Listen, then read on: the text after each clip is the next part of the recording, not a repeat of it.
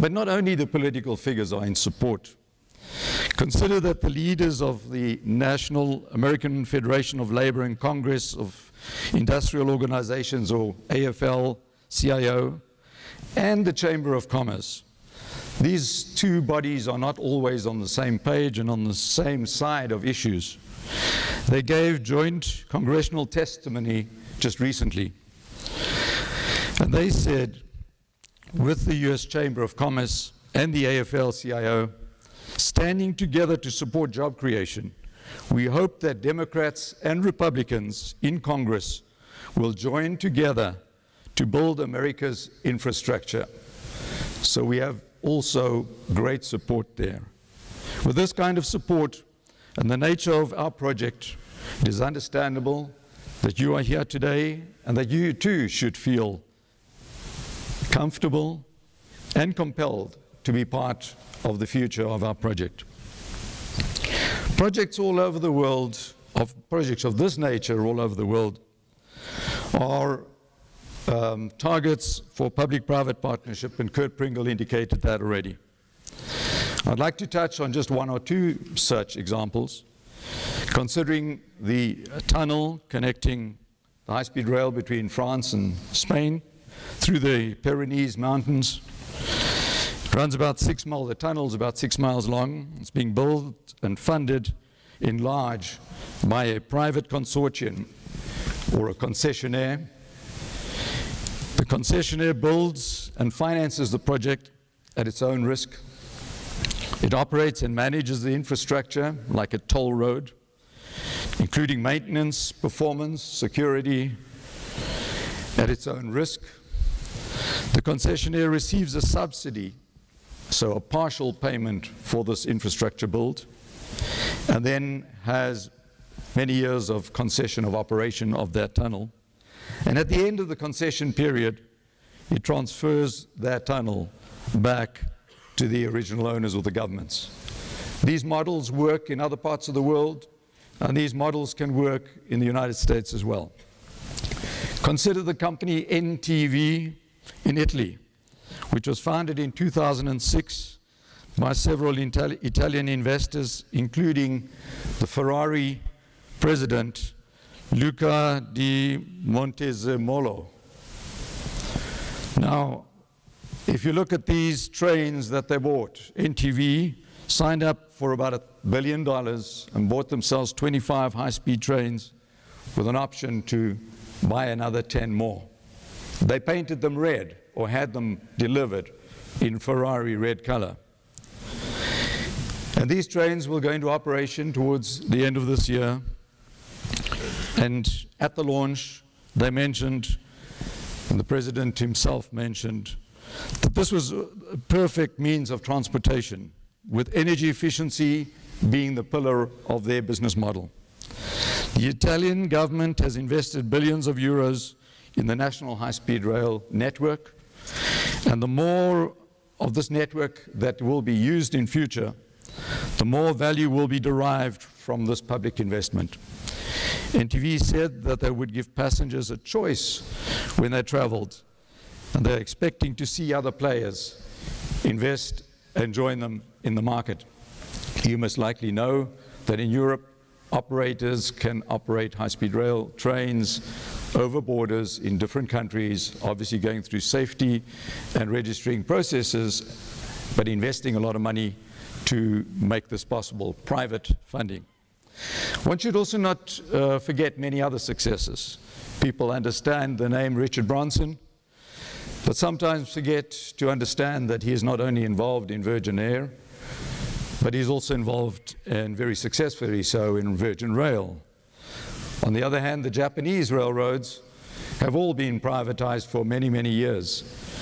And one of the partners that we quite well know here, 2JR East, has been privatized for many years and is successfully working as a private company. So there are many possibilities for us to move to the model of privatization, but privatization is not on its own. It is a PPP where public and private must get together and find the right balance and the solution. We are working on the public side, And we will now also start working with our private partners, companies like yours, people like yourselves, to move towards the PPP model. So, in conclusion, you will hear more about our project in detail from some of my colleagues. You heard, and I think you can hear from our enthusiasm, that we're in a good position to move forward. And we look forward to doing that together with people like you, and for that reason, we have this forum today. As suppliers, you know the business. You also understand the need, as Californians, to get relief for our very challenging unemployment situation in our state. And we also would appreciate you understanding the need to work together with our small business entrepreneurs. The Californian economy is extremely dependent on the success of small businesses. And we have put special effort and emphasis, especially also on today, to get these small businesses together with big business so that you can meet, understand each other, work together, and hopefully find the right way forward to ensure that you, as bigger organizations, bring the small businesses that are present here in California into the fold, because we will be monitoring that and we will really look forward to having them part of our solution. We need to continue to focus on our vision, namely that we are going to connect Northern California with Southern California at very high speed. We will connect the Bay Area with the LA Basin.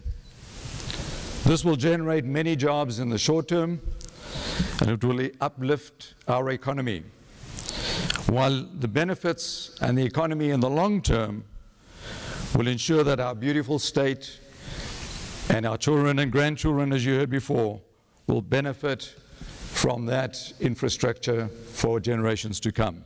We need that in our wonderful state.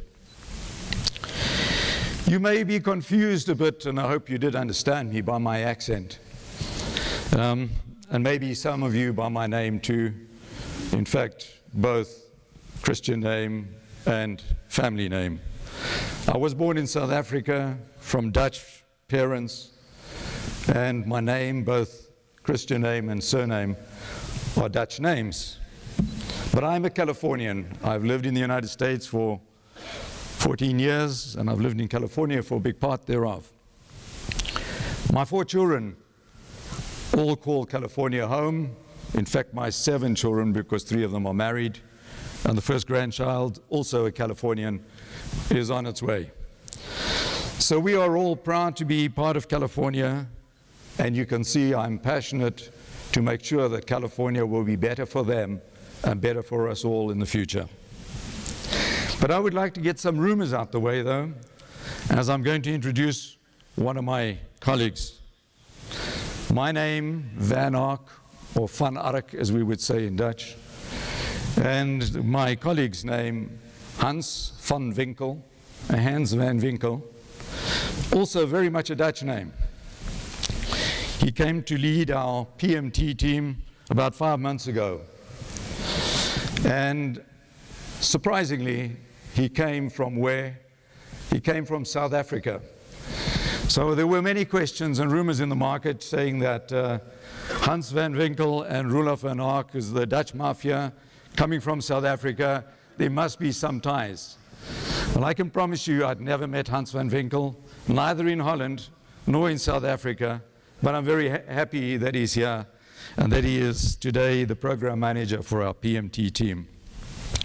I'm going to be handing over to Hans to lead you through more detail on where we are on the project today, so we can home into the project and you can understand more where we are, what we want to do, why we are doing it. And after that, Teddy Blank will do the second portion, which will be the feedback on the RFEI process. Once again, it's wonderful to see so many of you here. Thank you for coming, and enjoy the day with us. Thank you very much.